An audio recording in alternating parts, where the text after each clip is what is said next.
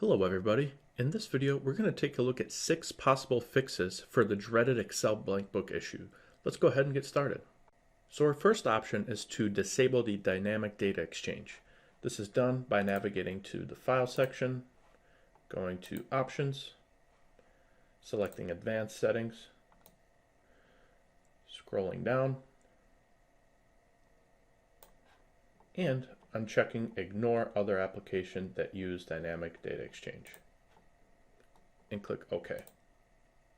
The next option is to disable hardware graphics acceleration.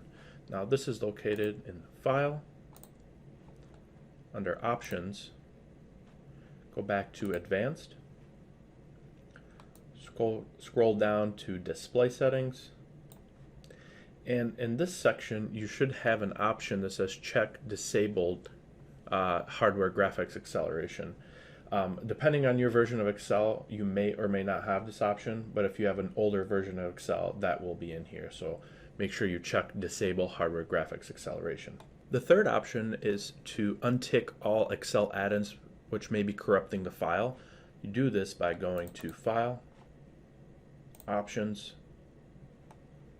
hover over to Add-ins, go down to Manage and select COM Add-ins, click Go, and uncheck all 3 of these add-ins.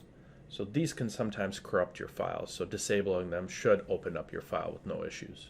So the fourth option is to unhide your window view settings.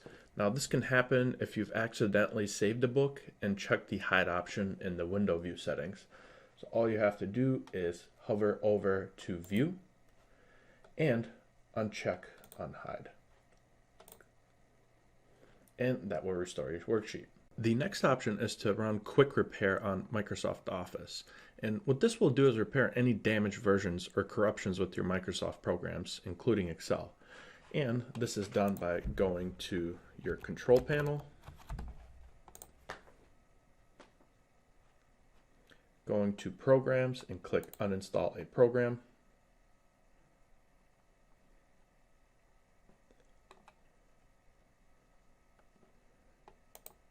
Find your Microsoft versions, click Change, click Yes, and run the Quick Repair.